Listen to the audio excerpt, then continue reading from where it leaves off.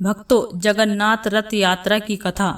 भारत की धार्मिक और संस्कृति परंपराओं में जगन्नाथ यात्रा, जिसे रथ यात्रा भी कहा जाता है, अत्यंत महत्वपूर्ण मानी जाती है। यह यात्रा प्रत्येक वर्ष में प्रारंभ होती है और इसमें भगवान जगन्नाथ, उनके बड़े भाई बलभद्र तथा बहन सुभद्रा भव्य रथों पर नगर भ्रमण के लिए निकलते हैं। इस यात्रा के पीछे अनेक पौराणिक कथाएं प्रचलित हैं, जो इसकी महिमा को और भी बढ़ा देती है। भक्तों, पौराणिक मान्यता के अनुसार एक बार माता सुभद्रा ने अपने दोनों भाइयों भगवान जगन्नाथ और बलभद्र से नगर दर्शन करने की इच्छा प्रकट की। बहन की इच्छा पूरी करने के लिए दोनों भाइयों ने उन्हें रथ पर बैठाया और स्वयं भी साथ चल पड़े। तीनों भाई बहन रथ पर सवार होकर नगर भ्रमण के लिए निकले। इसी घटना की स्मृति में प्रत्येक वर्ष भव्य रथ यात्रा निकाली जाती है। यह यात्रा भाई बहन के प्रेम, स्नेह और पारिवारिक एकता का प्रतीक मानी जाती है। एक अन्य कथा के अनुसार भगवान जगन्नाथ वास्तव में भगवान श्री कृष्ण का ही एक स्वरूप है। जब कृष्णा ने पृथ्वी पर अपनी लीला समाप्त की, तब उनके शरीर का दिव्य हृदय नष्ट नहीं हुआ। इसे ब्रह्मा पदार्थ कहा गया।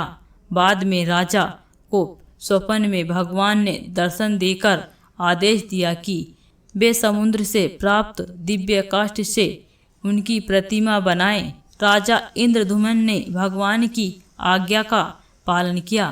तभी एक वृद्ध बढ़ी के रूप में स्वयं प्रकट हुए और उन्होंने एक शर्त रखी कि वे बंद कमरे में मूर्तियां बनाएंगे और जब तक उनका कार्य पूरा न हो जाए, कोई भी दरवाजा नहीं खोलेगा। कई दिनों तक कमरे में कोई आवाज नहीं आई। रानी चिंतित हो गई और उन्होंने राजा से दरवाजा खोलने का आग्रह किया। राजा ने अधीर होकर द्वार खुलवा दिया। जैसे ही दरवाजा खोला गया, वृद्ध बड़ी अदृश्य हो गए। उस समय भगवान जगन्नाथ, बलभद्र और सुभद्रा की मूर्तियां अधूरी अवस्था में थी। उनके हाथ और पैर पूरे रूप से निमृत नहीं हुए थे। तभी आकाशवाणी हुई कि भगवान इसी रूप में पूजे जाना चाहिए। तब से आज तक इसी दिव्य मूर्तियों की पूजा की जाती है।